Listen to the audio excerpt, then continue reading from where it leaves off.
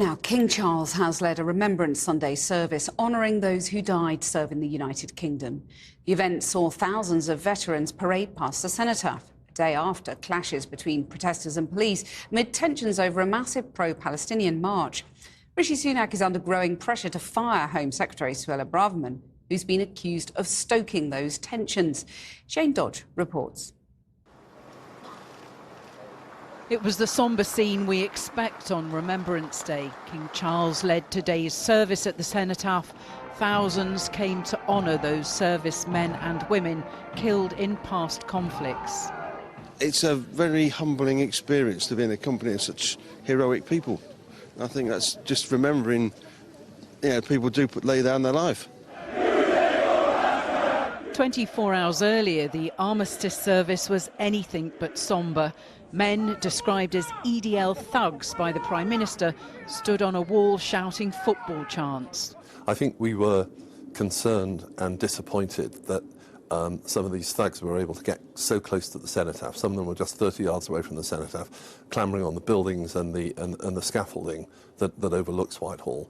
Now, I don't know the complexities of operational policing, but it was a great shame that they were able to get that close. The Met will no doubt be reviewing tactics in the light of yesterday's disruption.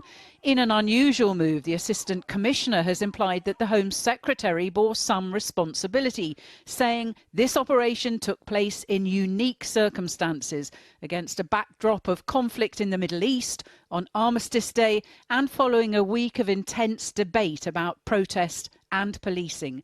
These all combined to increase community tensions.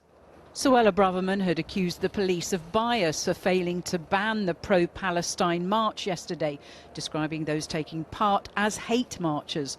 Some of those attending the remembrance service today were forthright about the impact they felt her words had had.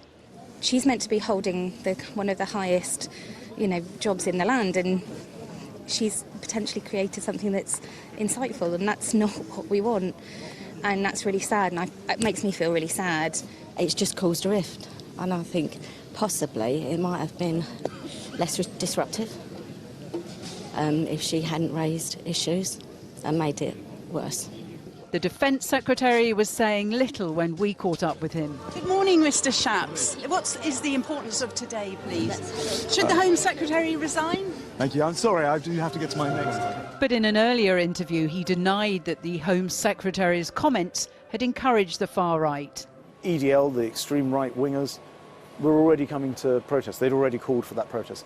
The march that we saw from the pro-Palestine side was already taking place, and we've already seen in previous weeks the laws being broken and some arrests, and I think an anxiety to see more arrests and prosecutions and people dealt with properly.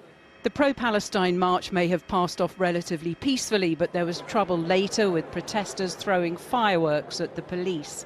The Home Secretary, in a series of social media posts this afternoon, made a passing reference to the aggression of counter-protesters, but her focus remained on the pro-Palestinian march. She wrote that the sick, inflammatory and in some cases clearly criminal chants, placards and paraphernalia openly on display at the march marked a new low, and that further action is necessary.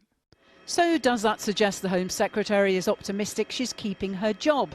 Ultimately, that'll be up to the Prime Minister. He was celebrating Diwali with his wife and children this evening, the Hindu festival that celebrates light over darkness, a distraction from dealing with the fallout from this weekend's violence.